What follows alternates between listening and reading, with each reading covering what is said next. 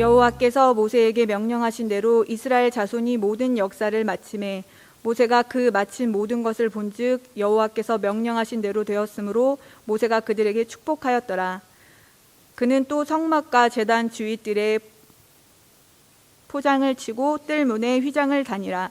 모세가 이같이 역사를 마치니 구름이 회막에 덮이고 여호와의 영광이 성막에 충만하매 모세가 회막에 들어갈 수 없었으니 이는 구름이 회막 위에 덮이고 여호와의 영광이 성막에 충만함이었으며, 구름이 성막 위에서 떠오를 때에는 이스라엘 자손이 그 모든 행진하는 길에 앞으로 나아갔고 구름이 떠오르지 않을 때에는 떠오르는 날까지 나아가지 아니하였으며, 낮에는 여호와의 구름이 성막 위에 있고 밤에는 불이 그 구름 가운데에 있음을 이스라엘 온 족속이 그 모든 행진하는 길에서 그들의 눈으로 보았더라. 아멘. 출애굽기 6월 첫 주일날 시작해서 오늘 12월 두 번째 주일 28번째 시간으로 출애굽기 40장을 읽었습니다. 오늘의 핵심 말씀은 35장, 36, 37, 38, 39, 40장까지 적어도 6장의 이야기를 한 번의 이야기로 이렇게 정리해서 드리려고 합니다. 여러분, 성경을 가지고 구약과 신약이 합해진 약속의 책이라고 그렇게 말합니다. 구약과 신약, 약속의 책이라고 말합니다. 약속, 옛 약속과 새로운 약속입니다. 옛 약속은 무엇이냐면 창세기 12장 1절, 아브라함이 갈대 우르에 있을 때에 그의 나이 75살에 하나님이 오셔서 그에게 이렇게 말합니다. 너는 너의 본토 친척 아비집을 떠나라. 내가 너에게 지시할 땅으로 가라. 그리하면 내가 첫 번째 약속입니다. 첫 번째 약속, 하늘의 별과 바다의 모래알과 같이 너에게 후손을 주리라. 두 번째 약속입니다. 너를 축복하는 자를 내가 축복할 것이고 너를 저주하는 자를 저주하리니 너는 복의 근원이 될 거야. 다른 말로 말하면 너와 나는 완전한 하나가 되는 거야. 너와 나는 완전한 하나가 되고, 그리고 내가 너를 통치할 거야. 너를 아프게 한 사람이 있다면 내가 그 사람을 징벌할 것이고, 너를 축복하는 사람이 있다면 내가 마음껏 그 사람을 축복할 거야. 세 가지 약속이에요. 하나는 땅입니다. 내가 지시할 땅으로 가라. 네가 선택해서 가는 땅이 아니라 하나님이 보내신 땅. 사랑하는 여러분, 오늘 이 자리가 여러분 스스로가 온 것 같지만 하나님께서 여러분을 부르셔서 이 자리에 왔으니 이곳이 나에게 약속의 땅이 되기를 예수님의 이름으로 축원합니다. 두 번째로는 이제 내가 내 하나님이 될 것이다. 통치의 언약입니다. 하나님이 내가 너를 다스릴 거야. 천국은 하나님이 다스리는 나라입니다. 지옥은요, 마귀가 다스리는 나라입니다. 하나님의 통치권이 살아있는 것, 하나님의 통치는 말씀을 통해서, 언약을 통해서 이루어지는 것입니다. 두 번째는 내가 너에게 언약을 주리니, 이 언약입니다. 통치권의 언약입니다. 두 번째는 백성, 첫 번째는 땅, 두 번째는 백성, 세 번째는 통치권. 그런데 백성들의 숫자가 출애굽기 1장을 열면서 우리는 첫날에 6월 첫 주일 첫날에 우리는 1장 7절의 메시지를 나누었습니다. 이스라엘 자손은 생육이 중다하고 번식하여 창성하고 심히 강대하고 온 땅에 가득하였더라. 똑같은 얘기예요. 하늘의 별 바다의 모래알과 같이 내가 너에게 주리라 약속한 이 약속이 400년 후에, 430년, 정확하게 430년 후에 중다하고 번식하고 장성하고 심히 강대하여 온 땅에 가득하더라. 바로 왕이 아무리 그들을 막으려고 할지라도 그들은 번성해 갔습니다. 아무리 죽여도 번성해 갔습니다. 남자가 나면 다 죽여라 할지라도 다 번성해 가는 것입니다. 그래서 너무너무 번성해 가는 거예요. 마침내 이 약속이 성취된 것입니다. 그러니까 하나님의 나라가 되기 위해서 첫 번째가 백성이 있어야 되는데, 그런데 아브라함이 75살에 이걸 모르죠. 75살에 여러분은 무엇을 꿈꿉니까? 하나님 나라를 꿈꿉니까? 아니죠. 나 75살이야. 이제 몇 년만 더 살면 돼. 이제 사는 날 동안 나 치매 안 걸렸으면 좋겠어.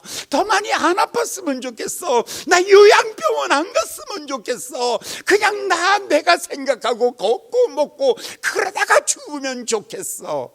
마지막 남은 소원이 75살의 소원이 있다면 그거밖에 더 있겠습니까? 그러나 75살 맞이하는 이 아브라함을 향하여 하나님의 꿈이 있습니다. 하나님의 열정이 있습니다.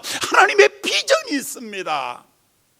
그건 단지 그냥 안 아프다가 가는 세상이 아니라 너는 하나님의 나라, 거룩한 하나님의 통치에 너로 말미암아 시작하리라.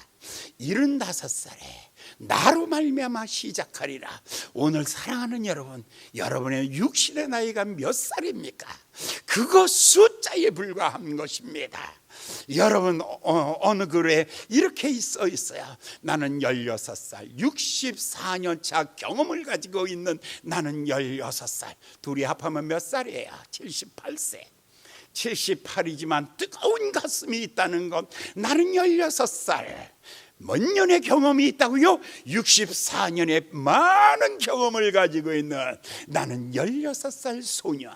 아브라함 75살에 그런 마음속에 그의 소년의 꿈이 생겼는데 하나님 나라와 같은 영광의 나라에 대한 비전을 가졌습니다. 하나님의 사람들의 특징이 있다면 첫 번째가 꿈입니다. 하나님의 임재한 곳이 있다면 죽음이 아닙니다. 절망이 아닙니다. 어둠이 아닙니다. 하나님이 임재한 곳, 거기에 꿈이 있는 것입니다. 75살 아브라함에게 꿈꾸게 하신 하나님, 그것은 단지 그냥 편안하게, 오늘 이 자리에 있는 여러분들 제발 한 가지 부탁하고 싶습니다. 그냥 나 치매 안 걸렸으면 좋겠어. 나 안 아팠으면 좋겠어. 이 정도에 머물지 마시고 마음속에 하나님의 나라와 하나님의 나라의 비전을 꿈꾸는 여러분, 꿈꾸는 사람 되시기를 예수님의 이름으로 축원합니다. 하나님의 통치, 이제는 하나님의 백성들이 늘어났어요. 얼마가 됐냐면 30살에서 50살까지 전쟁에 나갈 만한 사람들을 뽑아보니까 63만 명, 그리고 나머지 사람들을 다 더해보니까 수백만 명의 사람들로 어마어마하게 번성했어요. 첫 번째 약속, 번성하리라. 이것은 이루어지게 되었습니다. 이제 두 번째 약속, 내가 너희를 다스리리라. 하나님이 다스리는 것은 노예가 아니에요. 하나님이 다스리는 것은 가난한 삶이 아니에요.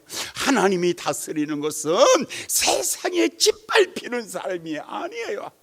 하나님이 첫 번째 통치에서 첫 번째 이스라엘 내 백성이 애굽의 종되었던 것에 대하여 하나님이 치명적으로 마음의 상처를 가지고 있는 거예요. 그래서 2장 2절에 하나님께서 이제 그를 보내시는 것이죠. 그 여자가 앞에 정관사를 하나 붙였어요. 모든 여자가 아니에요. 그 중에 하나님이 지명해서 부른 여자 하나가 있는데 그 여자가 아들을 낳아 그 준수함을 보고 석 달을 숨겼더니 이 사람이 바로 모세예요. 하나님이 모세가 이 땅에 왔을 때 하나님의 비전을 가지고 온 거예요. 그때에 사도행전 7장에서 스데반은 이렇게 말합니다. 아이를 남자를 낳았는데 아름다운 아이임을 보고 아름답다. 히브리서의 11장에서는요 모세를 두고 이렇게 말합니다. 하나님의 뜻을 이룰 만한 사람이 왔다라고 말하고 있습니다. 여기 아름답다라는 말씀은요, 창세기 1장에 나오는 이야기입니다. 창세기 1장에 하나님 보시기에 좋았더라, 하나님 보시기에 좋았더라, 아름다웠더라, 그 말을 사람에게 붙일 때 준수하였다라고 이렇게 말하고 있는 것입니다. 어린애기가 태어났습니다. 핏덩어리 어린애기인데, 그런데 준수하였더라. 드디어 하나님께서 이 사람을 데리고 일하기 시작합니다. 하나님의 구원의 역사를 사람을 통해서 일하기를 원하는데, 그런데 하나님이 쓸만한 사람은요 하나님의 지명에서 불러내시는 것입니다. 여러분이요 투표로 당선된 것 아닙니다. 세상 사람들이 모여서 지명하는 것 아닙니다. 하나님이 지명합니다. 그런데 놀라운 것은 40살에 하나님 나 써주세요 라고 할 때에는 하나님이 그를 사용하지 않았습니다. 그가 40살 때 젊음이 있습니다. 그 다음에 권위가 있고 힘이 있을 때, 그의 마음의 정체성이 왕자의 정체성을 가지고 있을 때 하나님이 그를 버리셨습니다. 그리고 그가 나그네의 정체성을 가지고 그가 80이 되었을 때, 아무것도 스스로 할 수 없을 때, 그때 하나님이 찾아오십니다. 내가 약해도 괜찮아, 내가 있잖아.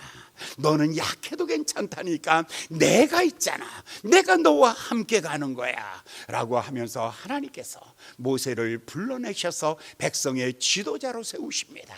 그가 갈 때에는요 호롤단신으로 갑니다. 바로와 싸웁니다. 그때 하나님이 싸워주시는 것이죠. 그래서 마지막 날 밤에 출애굽기 12장에 마지막 날 밤에 어린 양의 피를 바른 집마다 다 살아나는 역사가 일어나고, 그리고 그 피가 없는 사람들은 다 진멸하기 시작하십니다. 그리고 이스라엘 백성들은 그날 밤에 구원을 얻습니다. 구원은 하나님의 선물이었습니다.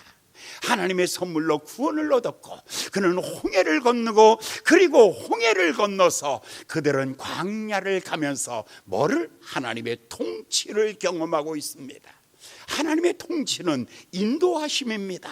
첫 번째, 불기둥이 나타나면 전진합니다. 하나님의 인도하심입니다. 그 다음에 하나님의 보호하심입니다. 하나님의 구름 기둥 아래는 하나님이 건강을 지켜주십니다. 하나님의 먹이심입니다. 마침마다 만나가 쏟아집니다. 그리고 생수가 나옵니다. 하나님의 인도하심과 하나님의 먹이심과 하나님이 그들을 충만케 하는 은혜로 말미암아 그들이 어디까지 오냐면 시내산까지 오는데 3달 걸렸습니다. 3달 동안 그들은 시내산에 왔습니다. 마침내 19장에 와서 하나님께서는 그들을 시내산에 세워놓고 모세와 그리고 백성의 지도자들을 시내산 높은 곳으로 불러내십니다. 이제 하나님의 통치는 무엇인가를 확실하게 이야기합니다.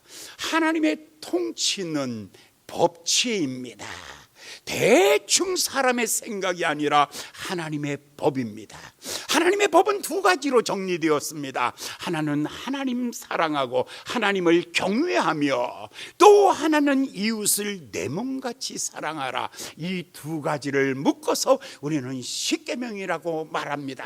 이 계명을 주실 때에 모세에게 이 계명을 주고, 그리고 모세가 그것을 산에 올라가서 받아올 때에 그들이 하나님 앞에 언약을 지키겠다고, 우리는 이 약속을 지키겠습니다 라고 하면서 이 약속을 지키는 자에게 내가 복을 주리라.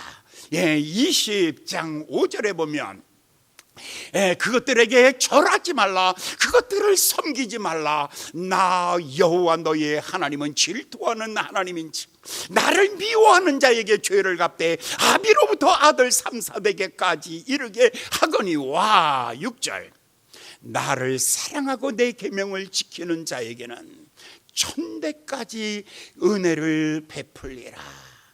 여기에서 2가지, 하나님께서 돌판을 주면서 하나는 하나님의 사랑이 하나님과 나 사이에 아무것도 끼어들지 말게 하라. 사랑하는 여러분, 오늘 아침에 여러분 하나님만 보시고 나왔는 줄 믿습니다. 오늘 아침 다시 한번 묻습니다. 여러분들은 정말 하나님 앞에 나오셨으면 아멘. 너와 나 사이에 아무것도 끼지 말게 하라. 이것이 첫 번째입니다. 두 번째, 사람을 사랑하되 어떻게 사랑하라고요? 내 몸같이 사랑하라. 예수님이 이 십계명을 두 가지로 해석했습니다. 예수님이 이렇게 십계명은 이해하는 거야, 십계명은 이렇게 이해하는 거야 하고 제자들에게 산상보훈을 통해서 가르칠 때에 하나님과 너 사이에 아무것도 끼지 아니하게 순결한 마음으로 해라. 사람을 섬길 때에는 꼭 내 몸에게 하듯이 해라. 너가 먹어보아서 맛있으면 그거를 주어라. 내가 입어보아서 따뜻하면 그거를 주어라. 네가 해보아서 좋다고 생각하면 쓰다가 나머지를 주지 마라. 내가 버릴 것, 어차피 버릴 것, 쓰레기통에 버릴 것 네가 가져라 하지 마라. 내게 소중한 것, 그거를 나누어 주는 것, 그것이 사랑이란다. 예수님이 정확하게 가르쳤습니다. 이스라엘에게 너희가 이 약속을 지키겠느냐라고 할 때 다 준행하겠습니다. 다 준행하겠습니다. 좋다. 그러면 약속하자. 어떻게 해요? 양을 잡아라. 그래서 그 피를 뿌려라. 제단 위에 12기둥을 세워놓고 그 위에 뿌리고, 그 다음에 70명의 장로를 세워놓고 그대로 뿌리고, 우리가 이 약속을 어길 때에는 죽음입니다. 우리가 피뿌림이 있을 것입니다. 피뿌림으로 죄사함이 아니라 이 피 흘린 것처럼 우리도 죽을 것입니다 라는 약속입니다. 그리고는 그 다음에 떡을 떼고 떡을 먹으면서 내가 너희에게 이것을 잘 지키면 내가 너희에게 상을 베풀리라. 밥상을 베풀어 주시듯이 내가 너희의 인생에 이와 같이 내가 너를 위하여 준비하리라 하면서 이 약속을 하고, 모세가 산에서 내려오니 어떤 일이 벌어졌어요? 우상을 만들어 놓고 먹고 마시고 절하고, 모세가 너무너무 화났어. 그 돌판을 집어 던져버려서 깨트려버리고 말았어요. 언약이 깨졌어요. 하나님이 진노하는 거예요. 하나님이 진노하는 거예요. 첫 번째, 언약을 깨트리고, 그 다음에 두 번째, 금송아지를 갈아서 백성들에게 마시게 하고, 세 번째, 3,000명을 진멸 죽였어요. 그래도 하나님이 화가 풀리질 않는 거예요. 하나님이 분명히 말씀하지 않았느냐? 내가 3, 4대 이르기까지, 적어도 3, 4대까지는 너희가 앉았던 곳에 싹이 나지 아니하리라. 하나님이 그들을 진멸하여 버리리라 라고 이렇게 약속했습니다. 그런데 32장 32절을 보니까 모세가 하나님 앞에 나가 울면서 기도하는 거예요. 그러나 합의하시면 이제 그들의 죄를 용서하여 주시옵소서. 그렇지 아니하면 원컨대 주의 기록하신 책에서 내 이름을 뽑아 주시옵소서. 차라리 내가 죽을 테니까 하나님 저들을 용서하여 주시옵소서. 그것이 바로 모세의 기도고, 그것이 바로 여러분은 적어도 평생을 살면서 한 번은 이 정도로 인생을 살아봤습니까? 하나님 차라리 나 내려가시고 얘를 살려주세요. 하나님 나를 데려가시고 아내를 살려주세요. 하나님 나를 데려가시고 내 남편 살려주세요. 하나님 나를 데려가시고 차라리 이 성도를 살려주세요 라고 한 번 정도는 인생을 살면서 불타오르는 인생이 있었어야지. 한 번 정도 인생은 이런 한 번 정도는 하나님 나라를 구해 주시든지, 하나님이 이 도시를 구해 주시든지. 자, 낙스가 말하기를 하나님 오늘 밤 10시입니다. 응답하지 아니하면 저 달려오는 저 열차가 내 머리를 밟고 지나갈 것입니다. 하나님 오늘 밤에 응답하여 주시옵소서. 이 나라를 구해 주시옵소서. 하나님이 잔낙스의 기도를 들으시고 하나님께서 영국을 피 흘리지 아니하고 영국을 개혁하여서 세계적인 나라를 만들어내는 것입니다. 나라를 위하여 목숨을 걸어보았거나 여러분이 옆에 백성을 위해서 목숨을 걸어보았거나 한 번은 여러분들 주여 내 생명 남아있는가 주를 위하여 불타오르는 인생으로 한 번은 살다가 가게 하여 주시옵소서. 모세가 하나님 앞에서 엎드려져서 통곡하면서 기도합니다. 그랬더니 하나님께서 33절에 이렇게 말합니다. 여호와께서 모세에게 이르시되 누구든지 내게 범죄하면 내가 내 책에서 이름을 지워버리리라. 그럼 분명한 것은 뭐예요? 하나님이 모세가 죄지었다는 건 아니잖아요. 그러니까 내 이름은 지우지 않는다. 그러나 아직도 하나님의 마음에 남아있는 게 뭐예요? 내가 이 백성들만큼은 내가 진멸하리라. 그것은 아직도 그냥 남아있는 것이죠. 그래서 정말 하나님이 대단히 화가 났어요. 모세가 40일 금식하며 기도합니다. 그 다음에 볼까요? 34장. 모세가 여호와와 함께 40일 40야를 거기 있으면서 떡도 먹지 아니하였고 물도 마시지 아니하였으며 여호와께서 그 언약의 말씀 그 10개를 그 판에 기록하셨더라. 모세가 금식하기 시작합니다. 제발 하나님 이 백성 이렇게 버려서는 아니 되지요.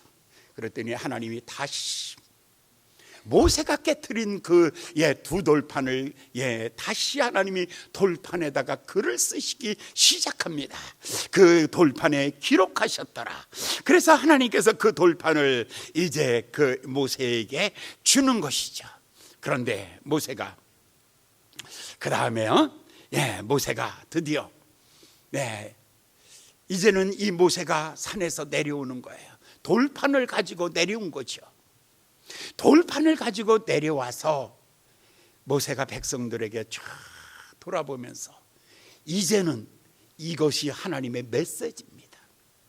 이 언약이 있을 장소가 필요하죠. 언약 문서입니다. 하나님의 언약을 십계명을 아무데나 집어 던져서는 아니 되죠. 아무데나 버려서는 아니 되죠. 오늘 우리는 종종 하나님의 언약의 말씀을 요즘같이 성경이 전대받는 때가 없어요. 여러분들 성경 적어도 이렇게 들고 오는 것이 예의범절인데 그런데 요즘에는 성경이 이렇게 들고 오기는 안 들고 와요. 아예 성경 없습니다. 뭐 갖고 와요? 핸드폰 속에 있으니까 그냥 핸드폰 그 다음에 여우에 띄워주니까 그냥 가만히 이러고만 있으면 됩니다. 교회 오셔서 여러분 앉아있는 폼 좀 보십시오. 여러분들 앉아있는 폼이 은혜 받는 폼인가? 그렇지 않으면 거의가 이러고 앉아가지고 아이고 왜 저 늦어? 아이고 방송실 뭐해? 뭐여? 뭐 하긴 당신이 찾아야죠. 찬송도 내가 찾아서 불러야 되는데 오늘의 교회 모습이 너무너무 이 하나님의 법궤를 들고 내려오는 모세의 모습을 보십시오. 얼마나 소중하였던지 어디다 내려놓을 데가 없습니다. 그러니까 제일 먼저 이것이 들어갈 자리를 만드는 것, 그것이 바로 교회입니다. 교회는 하나님이 왜 만드셨는가? 성소는 왜 만드셨는가? 이 법궤가 들어갈 자리입니다.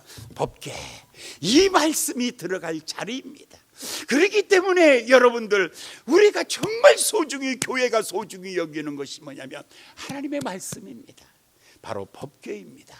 이 법궤를 둘 자리를 만드는 것, 자, 이 법궤를 둘 자리를 만드는 것 35장 5절에 보니까 산에서 내려와서 첫 번째 한 것이 뭐냐면 너희 중에 너희는 여호와께 드릴 것을 주하되 물은 마음이 원하는 자는 그것을 가져다 여호와 앞에 드릴지니 첫째 금과 은과 놋을 드려라. 그 다음에 6절 청색 자색 홍색 실과 가는 배실과 염소털을 드려라. 7절 붉은 물들인 수양의 가죽과 해달의 가죽과 조각목을 드려라. 8절 등유와 관유를 드려라. 분향할 향품을 하나님 앞에 드려라. 9절 호마노며 에봇이며 흉패에 물릴 보석을 드려라. 여기서 이 법궤가 들어갈 자리 아무 데나 가서 두지 마라. 소중한 것을 소중한 것에 두는 줄 아셔야지. 정말 소중한 것은 소중하게 다룰 줄 알아야지. 그게 제정신이라는 거죠. 개념 없다는 말이 뭐예요? 소중한 것과 값싼 것을 구분하지 못하는 사람 보고 참 개념 없이 사네. 개념 없대요. 오늘 여러분 인생을 살면서 무엇이 소중한지를 알지 못하고 그냥 대충 살아왔잖아. 그게 인생이었잖아. 오늘 이거 들어갈 자리를 만드는 것, 그것이 성막 건축의 헌물입니다. 36장 1절을 볼까요? 그 다음에 보면 이거는 누가 해야 하는가? 부사렐과 오홀리압과 및 마음에 지혜로운 사람 곧 여호와께서 지혜와 총명을 부어준 사람이 하나님의 성전을 짓는 일을 하는 것이다. 돈으로 짓는 게 아니잖아요. 사람의 기술로 짓는 것이 아니라 마음의 지혜와 총명의 은총을 입은 사람이, 그래서 아예 지명했어요. 부사렐과 오홀리압과 누구든지 아무나 교회 일을 하십시오 라는 것이 아니에요. 하나님의 성령의 기름 부으심을 받고 하나님께서 이 마음속에 성령을 기름 부어준 자가, 그 사람이 하나님의 일을 하라라고 이렇게 말합니다. 그리고는 37장 이제 막 지나갑니다. 37장 보니까 제일 먼저 하였던 것은 제일 중요한 것입니다. 제일 먼저 성막을 짓는데 많은 것이 필요합니다. 문 열고 들어가면 포장을 열고 담을 열고 들어가면 번제단이 있고 물두멍이 있고, 문을 열고 들어가면 떡상이 있고 등대가 있고 분향단이 있고, 열고 들어가면 지성소 안에 거기 법궤가 있습니다. 이 많은 것이 다 중요하겠지만 가장 먼저 중요하게 여기는 것이 무엇인가? 37장 1절에 보면 부사렐이 조각목으로 궤를 만들 때, 궤라고 말합니다. 궤짝입니다. 왜 궤짝 만들었습니까? 하나님이 주신 언약, 두 돌판을 집어넣을 궤짝입니다. 왜 궤짝이 중요하냐면 이게 하나님이 주신 언약의 두 돌판을 거기다가 집어넣으면, 이렇게 집어넣으면 언약궤라고 합니다. 왜냐하면 여기 하나님의 언약이 있습니다. 언약은 두 가지입니다. 너와 나 사이에 아무것도 없게 해라. 순수하게 나를 사랑해라. 그리고 내 이웃을 내 몸같이 사랑하라. 이렇게 하겠느냐? 이게 십계명입니다.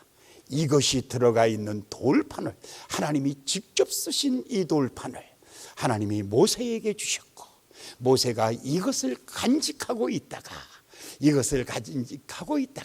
성전 건축할 때 제일 먼저 이게 들어갈 궤를 만들었습니다. 그래서 법이 들어갔다고 해서 법궤입니다. 금으로 쌌다고 해서 금궤입니다. 이것이 언약이 들어갔다고 해서 언약궤라고 합니다. 그런데 뚜껑이 있습니다. 그 뚜껑 양쪽에는 천사가 날개를 치고 양쪽으로 서 있습니다. 그리고 그 가운데를 두고, 그 공간을 두고 말하기를 시은소라고 말합니다. 은혜를 베푸는 곳이다 라고 이렇게 말합니다. 밑에는 언약, 하나님은 이 언약은 나의 발등상이요 하나님의 법궤입니다. 하나님이 거기 서서 내가 거기서 너희에게 은혜를 베풀리라. 시은소. 바로 바로 이 자리를 만드는 것입니다. 가장 중요한 핵심이 바로 언약궤입니다. 언약궤 먼저 이것을 만들라라고 이렇게 해서 이 언약궤를 만듭니다. 그 다음에 10절을 볼까요? 10절 조각목으로 상을 만들고, 상은 떡상입니다. 이스라엘의 헌신을 상징합니다. 그 다음에 17절 볼까요? 17절 정금으로 등대를 만들라. 빛입니다. 이것은 이스라엘의 성결을 상징하고 있습니다. 그 다음에 25절 조각목으로 분향단을 만들어라. 이것은 기도입니다. 그러니까 성소 안에 들어가는 세 가지, 하나는 헌신, 그 다음에 또 하나는, 첫 번째는 헌신, 그 다음에 두 번째는 등잔, 그게 빛입니다. 촛대, 금촛대. 그리고 세 번째는 분향단, 하나님 앞에 드려지는 기도. 이것까지가 성소라고 말합니다. 그런데 지성소 안에 들어가면, 그 안에 들어가면 법궤 외에는, 언약궤 외에는 아무것도 없다. 여러분, 정말 놀라운 것은, 여러분 우리 교회를 와보신 분들은 우리 교회에 여기가 지성소에 해당되는 곳입니다. 이 뒤에 뭐가 있습니까?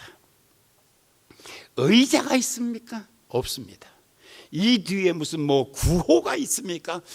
도전하자, 앞으로 나가자, 은혜 받는 한 해를 만들자, 그것도 없습니다.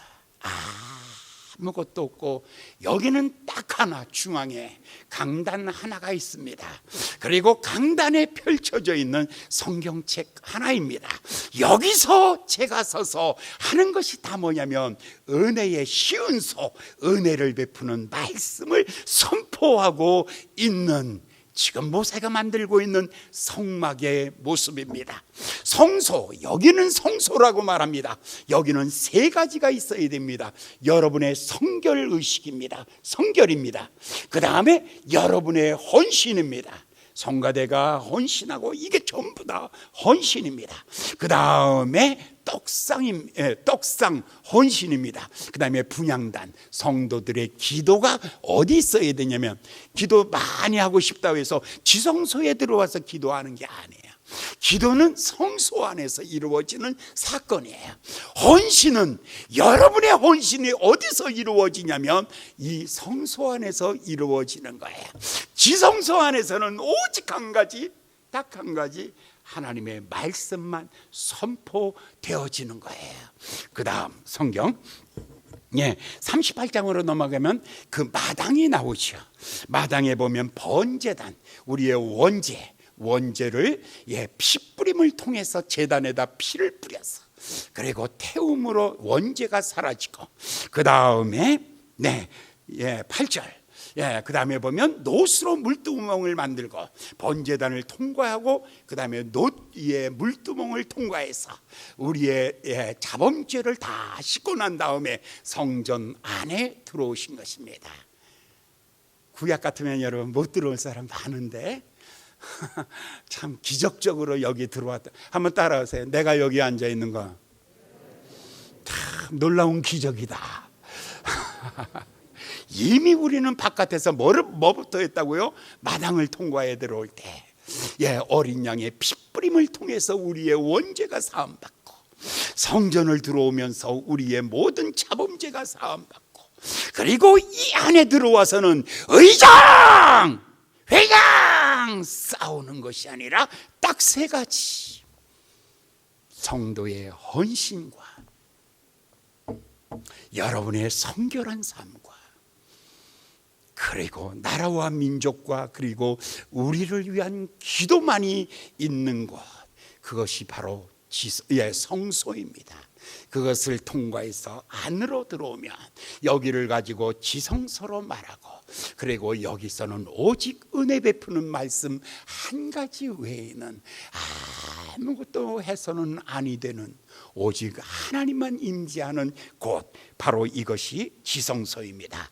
드디어 모세가 39장 거룩한 이것을 만들었어요. 그리고 39장에 와가지고 39장 42절 두 번째, 여호와께서 모세에게 명하신 대로 이스라엘 자손이 모든 역사를 다 필하였더라. 하나님이 말씀하신 대로 다 행하였더라. 43절, 모세가 그 필한 모든 것을 본즉 여호와께서 명하신 대로 되었으므로 그들을 축복하였더라. 사랑하는 여러분, 여러분들이 하나님의 말씀대로 사시면 하나님과 여러분 사이에 죄가 끼지 아니하고 순결함이 있는 그 삶으로 하나님 앞에 오시면 하나님이 여러분들에게 명하신 대로 다 하시면 뭐라고요? 그들에게 축복하였더라. 이 축복은 누가 주는 거예요? 지금 모세가 하고 있는 거예요. 목사가 내가 여러분들을 축복하는 기준이 뭘까? 내가 여러분들을 마음껏 축복하는 기준이 뭘까? 여러분, 이삭이 야곱을 축복하는 기준이 뭐였어요? 양을 잡아다가 그 양을 가지고 그 양고기를 해가지고 오면 내가 그것을 먹고 너를 축복하리라. 축복하는 기준이 있는 거예요. 여러분, 그저 목사 좋은 사람 나쁜 사람 평가하지 마세요. 목사는 이래서 좋고 저래서 좋고 하지 마세요. 가장 중요한 것은 여러분들이 하나님 말씀대로 사셨습니까? 그러면 목사는 마음껏 축복합니다. 할렐루야. 그들에게 축복하였더라. 드디어 40장으로 넘어갑니다. 이제 마지막 클라이막스입니다. 제2년 정월, 갑자기 욕했는 줄 알아요. 제2년 정월 그달 초 1일에 성막을 세우니라. 이스라엘 백성들이 출애굽해가지고 나온 날이 1월 1일이에요. 그리고 그들은 광야길을 거쳐서 시내산까지 오는데 3달 걸렸어요. 그리고 시내산에서 지금 이 성막이 완성되기까지는 얼마? 1년이 전체가 다 해서 1년이 걸린 거예요. 그러면 출애굽해서 1년이 걸렸다면 앞으로 남은 길이 얼마예요? 앞으로 광야길 얼마나 남아있어요? 39년 남아있어요. 그리고 가나안 땅에 들어가면 몇 년이 있어요? 거기 영원한 나라가 되기 위해서 또 싸움이 기다리고 있어요. 자, 우리의 미래는 어떻게 살아야 할까? 여러분, 이제 정말 중요한 메시지. 1년이 지나고 앞으로 다가올 1년을 바라보면서 이스라엘 백성들이 미래를 바라보면서 중요한 메시지를 오늘 여러분이 발견하게 될 것입니다. 40장 33절 볼까요? 그가 또 성막과 단 사면에 포장을 치고 뜰문에 장을 다니, 뜰문이죠, 바깥문까지 다 해서 모세가 이같이 역사를 필하였더라. 완벽하게 끝을 맺었어요. 다 끝을 맺고 난 다음에는 어떤 일이 벌어지는가? 그 후에 구름이 회막에 덮이니 갑자기 하늘로부터 이상한 구름이 나타나서 구름이 지붕 위에 가득한 거예요. 회막 위에 지붕에 회막에 구름이 가득하니 여호와의 영광이 성막에 충만하며 이건 뭐야? 그냥 구름만 가득한데 갑자기 영광, 구름과 영광은 다른가? 두 번째, 성막에 덮이고 회막에 덮이고 성막에 충만하니, 그러면 성막과 회막은 다른가? 이거는 여러분들이 평생 교회 다녀도 많이 못 들어. 이건 나같이 예민한 사람 만나해 줄 수 있는 축복된 말씀이야. 옆 사람한테 꼬집어 빨리 깨다. 이제 정신 차려. 시작. 이제 정신 좀 차려. 이거 정말 좋아. 어떤 것은 구름이라 그러고 영광이라 그러고, 어떤 것은 회막이라 그러고, 어떤 것은 성막이라고 지금 이렇게 나누어서 모세가 이야기를 하고 있는 거예요. 왜 이렇게 나누어서 얘기할까? 똑같은 얘기인데, 구름이 바깥에 있을 때는 구름이고 안에 있을 때는 영광이고, 어떤 것은 회막이고 어떤 것은 성막이고, 왜 이렇게 나누어졌을까? 그죠? 35절, 그렇죠. 예, 밖에서 보면 회막이고 회중이 모이는 회막이고, 회막이라는 말은 회중이 모이는 회막이에요. 성막은 뭐냐면 하나님의 거룩한 뜻을 성취하는 것. 같으지만 달라요. 그런데 이게 제일 충격이 어디서 왔냐면, 아까 우리가 32장에 모세가 이렇게 말하죠. 하나님, 나 죽는 것도 좋사오니 나를 차라리 이름을 빼주시고 이 백성들을 건져주세요. 그렇게 말하니까 33장 3절에 33장 3절에 하나님이 이렇게 말하는 거죠. 너희로 적과 꿀이 이르는 땅에 이르게 할 것이다. 그래, 좋다. 그런데 나는 너희와 함께 안 가. 너희들끼리 가. 내가 이제는 같이 안 갈 거야. 내 대리인 천사 보내줄게. 너희와 함께, 천사와 함께 가나안 땅에 들어가. 근데 나는 안 가. 왜 안 가는 줄 알겠니? 왜 안 가는 줄 알겠니? 너희는 목이 곧은 백성인즉 내가 중노에 너를 진멸할까 염려함이라. 뭐라고요? 너희는 목이 곧은 백성인 줄. 가다가 또 이런 일이 또 벌어질 거야. 가다 이런 일이 또 벌어질 거야. 그걸 생각하면 내가 너와 갈 수가 없어. 하나님이 정중하게 거절했어요. 아까 모세가 하나님 내 이름을 빼주세요라고 하면서 기도했는데, 지금 이야기를 들어보니까 너희들은 가나안 땅에 가기는 가는데 나는 너희와 함께 안 가. 그러니까 다시 또 모세가 울기 시작하는 거예요. 어떻게 기도하냐면, 하나님이 없는 가나안 땅은 갈 필요도 없습니다. 하나님이 없는 천국은 천국도 아닙니다. 예, 초막이나 궁궐이나 내 주의 숨으신 것, 그것이 진정으로 천국이오니 주여 나도 안 가겠습니다. 모세가 나도 안 가겠습니다. 이제는 알아서 하시고, 그러면서 땅에 엎드려져서 엉엉 우는 거예요. 엉엉 우는 거예요. 그러면서 7절을 볼까요? 하나님 앞에 모세가 나가요. 모세가 항상 장막을 취하여 진 밖에 쳐서 진과 멀리 떠나게 하고 회막이라 이름하니. 자, 처음 나왔죠.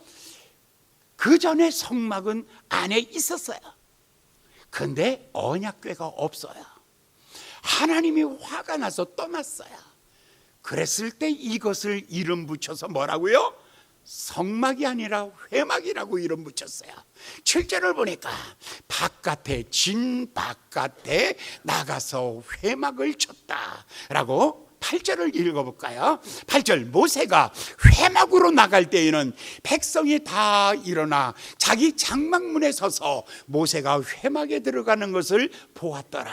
9절에 보니까 모세가 회막에 들어갈 때에 구름 기둥이 하늘에서 내려와서 회막에 있고, 모세가 여호와께서 모세와 함께 말하니 10절에 모든 백성이 회막문에 구름 기둥이 서 있는 것을 보고 멀리서 다 장막문에 서서 경배하며 11절, 모세가 사람이 그 친구와 이야기함 같이 여호와께서 모세와 대면하여 말씀하시니라. 여기서 잘 보시면 지금 이 충격적인 이 언약 파기 사건이에요. 그것이 어떻게 회복되느냐를 보는 거예요. 그것이 어떻게 회복되느냐. 모세가 내 생명을 취하시옵소서. 그때 하나님이 말하기를, 좋아, 그러면 나는 가지 않지만 내가 대리인을 보내줄 테니까 그들과 함께 가나안에 들어가. 그랬더니 모세가 다시 울면서 하나님의 존전으로 나가는데, 그때 천막을 회막을 짓죠. 어디다 지어놓았냐면 이제 백성들하고 떨어졌어. 나는 그 안에 안 들어갈 거야. 나는 쟤네들 속에 절대로 안 들어가. 그러면서 그러니까 모세가 그러면 바깥에다 짓겠습니다. 그래서 백성과 멀리 떨어진 곳에다가 거기다가 회막을 짓고, 모세가 하나님을 만나러 들어갈 때에는 구름 기둥이 있고, 모세가 하나님을 만나고 나오면 구름 기둥은 또 사라지고, 밤에 만약에 모세가 하나님을 만나라고 회막에 들어가면 불기둥이 있고, 그 다음에 또 모세가 떠나면 떠나버리고, 백성과 멀리 떨어져서 여기서 밀당하고 있다, 밀고 당기고 밀당하고 있는 이런 모습을 우리가 보게 됩니다. 그런데 지금 여러분, 이스라엘 백성들의 성막은 무엇이고 회막은 무엇인가? 성막은 이스라엘 진중에 있을 때에는 성막이고, 그들을 떠나서 밖에 나가 있으면 회막이라고 부르는 것입니다. 성막에는 그런데 회막에는 무엇이 없을까? 딱 하나, 언약궤가 없습니다. 하나님의 언약이 없어요. 거기는 모세가 들어가면 구름 기둥이 나타나고 모세가 떠나면 사라지고 마는 거예요. 그러나 성막에는 거기에는 하나님의 법궤가 있고, 거기에 모세가 들어가든 안 들어가든 상관없이 언제든지 24시간 동안, 낮에는 구름 기둥, 밤에는 불기둥으로 하나님께서 그 자리를 지켜주시는 것. 그것은 차이는 무엇입니까? 이 둘의 차이는 무엇입니까? 딱 하나, 언약의 차이입니다. 교회 구경하러 오셨습니까? 여러분 자신에게 물어보십시오. 내 안에 정말 하나님의 말씀이 있습니까? 살리는 것은 영이니 육은 무익하니라. 여러분, 하나님의 말씀이 나를 살리는 것입니다. 말씀이 언약입니다. 사랑하는 여러분, 말씀 앞으로 돌아오시고 하나님의 말씀을 붙잡고 다시 한번 무릎을 꿇고, 하나님, 내가 이 말씀대로 살겠사오니 주께서 내게 임재하시되 구름 기둥과 불 기둥으로 나를 임재하여 주시고 나를 인도하여 주시기를 원합니다. 주여, 내가 이 말씀으로 살겠습니다 라는 이런 결심이 여러분 속에 나타나기를 예수님의 이름으로 축원합니다. 그런데 히브리서 13장에 보면, 그러므로 예수도 자기 피로써 백성을 거룩해 하려고 성문 밖에서, 지금 성 안에서 예수님이 안 돌아가셨죠. 어디서 죽어요? 예수님이 십자가가 어디 있었어요? 성 밖으로 나가서. 어디에서 돌아가셨어요? 회막에서, 사람들이 보는 그곳에서 죽으시고, 그리고 난 다음에 이제 예수께서 어디로 다시 오시죠? 마가의 다락방에 오셔서 이제 예수님께서 떠나시면서 마지막에 말씀 주시죠. 그랬더니 그 말씀을 붙잡고 부르짖어 기도할 때에 하늘이 열리고, 거기서 낮에는 불기둥, 낮에는 구름기둥, 밤에는 불기둥, 성령님이 임재하심으로 말미암아 결코 내가 너를 떠나지 아니하며 결코 내가 너를 버리지 아니하며 언제든지 성령님께서 거기 계시던 것처럼 오늘 이 성막에 이제 성령님의 놀라운 축복이 나타나기 시작하는 것입니다. 36절을 보겠습니다. 이제 마지막, 구름이 성막 위에 떠오를 때에는 이스라엘 자손이 모든 길로 행하며, 37절, 구름이 떠오르지 아니할 때에는 그들은 움직이지 아니하고 발행하지 아니하였느니라. 자, 여기에서 기억하십시오. 여러분 스스로 움직이지 마십시오. 여러분 스스로. 이게 뭐냐면, 파란 불일 때 건너가십시오. 빨간 불일 때 건너가지. 제발 옆 사람한테 가르쳐 주세요. 이거 청기의 비밀이야. 이 사인을 절대로 놓치지 마십시오. 빨간 불일 때 절대 넘어가지 마라. 시작. 그런데 우리 인생은 빨간 불일 땐 가지 말고 파란 불일 때는 가라라고 배웠지만 배운 대로 산 사람 없어. 아는 대로 사는 사람 없어. 죄다 배우기는 그렇게 배워서 머릿속에는 빡한데 사는 방식은 지고집대로 사네. 다 지멋대로 사네. 이게 사람 안 보면 더하네. 사람 보면은 그래서 참 이게 가장 심각한 거예요. 첫 번째, 성막이 되려면 하나님의 법궤가 있어야 돼. 언약이. 그래서 여러분이 정말 성막이 되려면 여러분 속에 하나님의 언약의 말씀이 있어야 돼. 자, 하나님의 말씀이 내 안에 있다는 것은 무슨 뜻이냐면 나와 하나님이 하나라는 뜻이고 하나님과 나는 동체가 되었다라는 거, 공동체가 되었다라는 것이고 하나님이 나를 통치하고 있다는 것이고 하나님이 나를 보호하고 있다는 것입니다. 그런데 보니까 38절 맨 마지막에 보면 이스라엘 온 족속이 그 모든 행하는 길에서 친히 보았더라.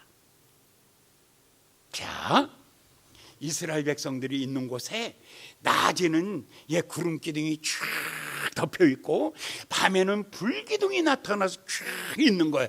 이걸 우리가 요즘 말로 말하면 뭐라 그래요? 미라클. 다른 말로 말하면 뭐라 그래요? 기적. 기적을 보면 사람들은 다 놀래요. 우와, 왔다며? 저게 뭐래요? 모든 사람이 기적을 보고 놀라지만 기적은 지나가면 끝이야. 그런데 예수님께서 갈릴리의 가나에서 처음 기적을 행했죠. 물이 포도주가 되는 것. 사람들은 다 놀랐어요. 우와, 원더풀. 다 놀랐어요. 그때 성경은 이렇게 기록해요. 기적이라고 말하지 아니하고 처음 표적을 갈릴리에서 행하였더니 모든 사람이 믿더라. 표적은 믿음이 동반합니다. 표적은 의미를 가지고 있어요. 기적은 의미가 없는 현상이에요. 우와, 돌이 떨어졌다 섰다가 떨어졌다 섰다. 이거는 현상이에요. 현상은 아무 생각이 없어요. 그러나 표적은 뭐냐면 의미가 있어요. 의미가 있다는 것은 믿음이 오는 거예요.